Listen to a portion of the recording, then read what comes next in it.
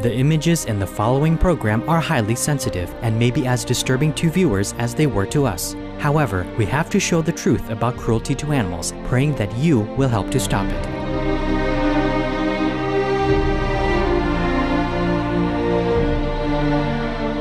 Today on Stop Animal Cruelty, we present an interview with Mary Hutton, founder of the Australia-based non-profit organisation Free the Bears Fund. The group works in Asia to prevent cruelty to bears, conserve their natural habitats, build bear sanctuaries, and inform the public about our responsibility to care for and protect these precious beings. Ms. Hutton first became involved in safeguarding bears after watching a TV program that revealed the exploitation of Asiatic black or moon bears on bile farms throughout Asia. Some who practice traditional Chinese medicine mistakenly believed that bear bile has healing properties. To obtain the fluid, helpless, innocent bears are imprisoned in minuscule cages and have their bile painfully milked from their gallbladders. Ms. Hutton will discuss this process and other ways in which bears are abused in Asia and what her organisation is doing to save them. The bears are kept in very, very small cages. When I first saw about the bile farms back in '93, these bears were actually jam-packed in a bamboo cage. They were lying on their side with the arms sticking out here, and they couldn't move. And the way they milk the bile is, if it's not with a catheter, with it drawn off like that, it's usually with a tap. It's inserted outside, it goes through the wall of the stomach into the gallbladder, and that tap is turned on to milk the bile. And that is so painful, and because it's so painful, the bear would try to pull it out, so they fix the tap with a steel belt that goes right round the bear's stomach, and the tap's attached to that, so the bear can't move. Another reason they're kept in small cages, so they cannot move, to take the tap out. And that gets very, very, very inflamed. It never heals at all. The food they have to manage to scrape out just by the side of the cage in a tray, and that barely keeps them alive. And the bile is bright yellow when they first start to take it out, but once over the time, that bile turns brown, the bear is on the way out, it's dying, and they let it die. The bears used for bile production are often illegally raised on farms. In China, there's probably about 9,000 bears in farms. About 4 years ago, there were only about 400 bears in farms in Vietnam. It's illegal now. Bear farming is illegal, but had the law been imposed, they wouldn't have grown so many. Now there's about 5,000 in farms in Vietnam as well. And we're working very hard with the governments of Laos not to establish farms. We know there's bear farms being set up, but this is our prime importance now, to work closely with the government, get these farms closed down, build new sanctuaries and start looking after them, because they're breeding in farms as well. Another serious problem facing the world's vulnerable bears is illegal wildlife trafficking. This photograph of a little Asiatic black bear cub. A man has been caught trying to fly to Bangkok with live baby animals, including leopards, panthers and a bear in his luggage. The animals, which were under 2 months old, had been drugged, discovered in the suitcase of a man. But this is a classic case of bear smuggling and the live trade. It is actually second to the drug trade. It raises so much money, smuggling and capturing and selling these wild animals brings in as much money as the drug trade. Cambodia's sun bears are also wantonly exploited. In 1995, Australian businessman John Stevens contacted Mary Hutton after saving some of these bears from death. I had a call one day from a gentleman called John Stevens. He said, "Can you please help me get 3 sun bears in from Cambodia to Australia?" Because basically he said, "I'm leaving Cambodia. I can't guarantee their safety." He said, "I've been looking after them for a while. They've been rescued from the restaurant trade." I said, what do they do with the bears in restaurants? He said, well, they take their paws off and sell them for bear paw soup. Ms. Hutton then brought the sun bears to Australia and since then has spent much time and effort saving many other sun bears from this atrocious fate. She also worked diligently to end a savage tradition in India, dancing bears. They're sloth bears, they're a very endangered species. The sloth bears are taken as cubs from the wild, the mother's usually killed, sadly. And the Kalandid people are the people that use these bears for dancing on the roads. So they take the little cubs and they usually shove them under a little wicker basket to completely disorientate them. And they starve them for a while, and when they come out they're very submissive, and then they pierce their nose through the muzzle with a hot needle and thread that rope through and knock the front teeth out so they can't bite the people.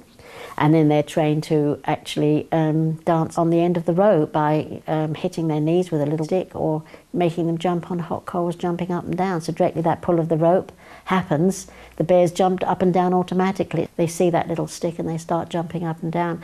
And those bears live on the roads with those people for many, many years. They're dragged along from place to place in the hot, dusty roads.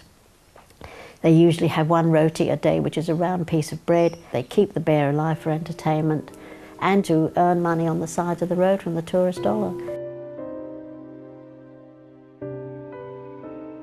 Pinky is one of the long-suffering dancing bears that was saved by one of Free the Bears Fund's staff members in India.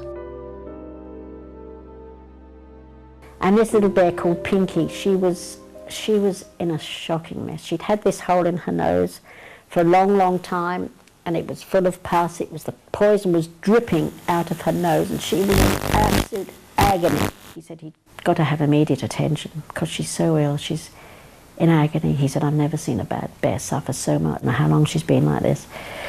Anyway, he rang me in about 3 months' time, and he said, Mary, she's fine. She's been recovering in her little den. We put lots of straw in her den.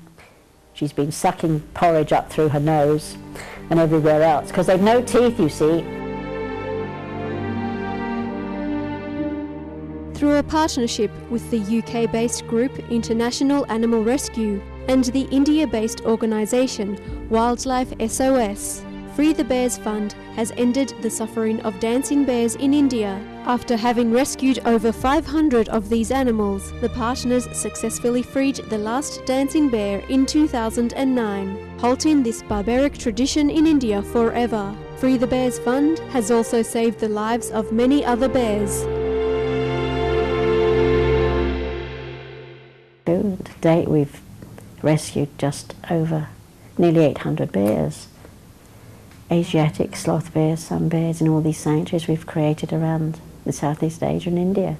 We've got 4 in India, Bhopal, Banagata, Agra and West Bengal. And we've got a lovely sanctuary in Laos, in the Takwangzi waterfall areas. And we're looking after some bears in Katian Sanctuary, which is further down. And then we've just created a new sanctuary at the Mekong Delta. And the bears in the Mekong Delta, they are Asiatics. And these bears a few of them have come out of a farm where they'd be milked for the bile. How do bears react when they're finally released into the freedom of a sanctuary? Mary Hutton recalls the touching story of Bertha and her cub David, both of whom had spent their lives locked in a tiny cage. They'd been in this terrible cage, there was no enrichment, they hadn't seen the sun, it was dark and miserable and horrible. Well, we decided Bertha, because she'd been so long in this cage, she would be the first one into the sanctuary. Well, she got so far to the gate, and then she stepped out into the new sanctuary on grass. She went like this with her paws. She was like cats do, making a bed, pawing all the grass like this. She walked from right where she came into the sanctuary, all the time doing this. She came right to the bottom of the wood pile there. She sniffed the air like this. The sun was on her face. She sniffed the air. She sat down. She rolled over on her back. She went like this. and she just slept in the sun. She was amazing. I thought, yes, we've actually done something for a bear, because that was the first sanctuary we built. And that made an impression on me. I thought, if we've done this, we can do more. Ms. Hutton believes that ultimately the key to protecting bears is informing the public about their importance and why they should be left in peace. The group's Wildlife Rescue Centre in Cambodia is providing this information to local communities. We've actually built an education centre in the Nom Tamau Rescue Centre, where the little Khmer kids can go in and they can read about the bears, their habitat, why they're poached, why it's better to let them be in the forest normally. So they've got a full knowledge of what's happening in their country to their bears. And it's putting that seed of knowledge just at a very young age where their little minds can absorb everything. And it's very important, education, absolutely. It's the key to anything.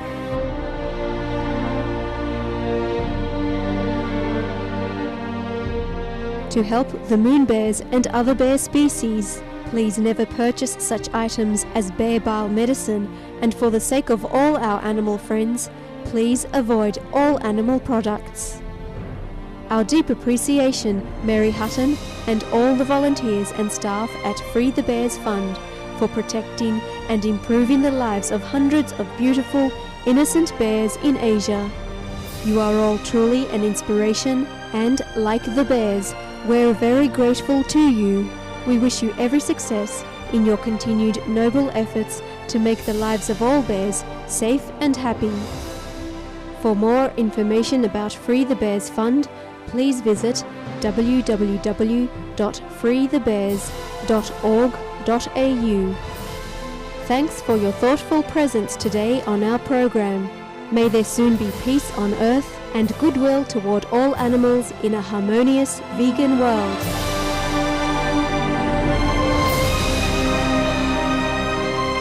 For more details, please visit www.suprememastertv.com/stop-animal-cruelty.